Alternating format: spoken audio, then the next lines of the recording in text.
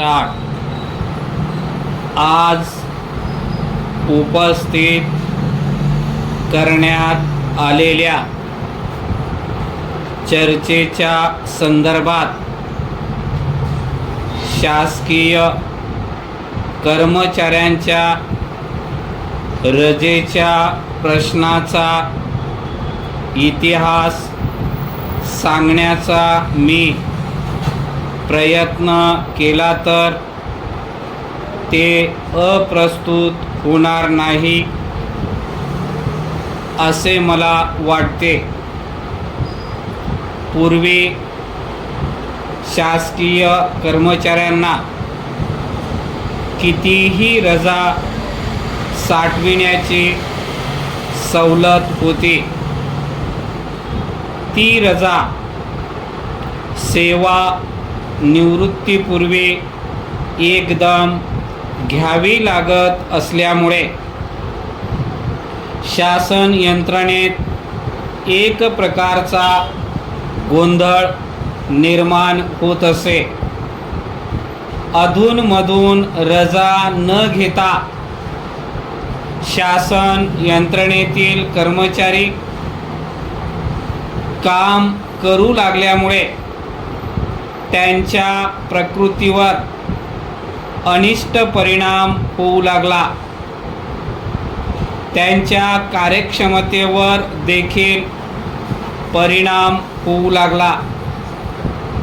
या गोष्टीचा विचार करून शासनाने त्या पद्धतीमध्ये बदल केला. कर्मचाऱ्याला जास्तीत जास्त किती रजा साठविता येईल व एका वेळी जास्तीत जास्त किती दिवसाची रजा शासकीय कर्मचारी घेऊ शकेल यासंबंधी नियम केले. याच्या पाठीमागे हेतू असा होता की एकसारखे काम करीत असताना प्रकृतीवर ताण पडतो. तो ताण पडू नये म्हणून अधूनमधून त्यांनी रजा घ्यावी. रजेच्या काळात आपल्या प्रकृतीची काळजी घ्यावी, ताजे तवाने व्हावे आणि रजा संपल्यावर त्यांनी पुन्हा उत्साहाने मन लावून कार्यक्षमतेने काम करावे. अशा प्रकारे शासन यंत्रणेतील महत्त्वाचे घटक म्हणून त्यांनी राहावे हा उद्देश नियमात बदल करण्यामागे होता.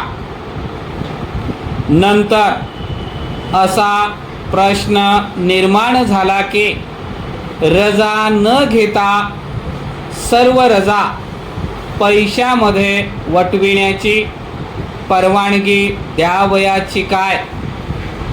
कार्यक्षमतेच्या दृष्टीने शासन यंत्रणेत खोळंबा होऊ नये म्हणून ती गोष्ट कितपत हितावह ठरेल या दृष्टीने विचार करण्यात आला.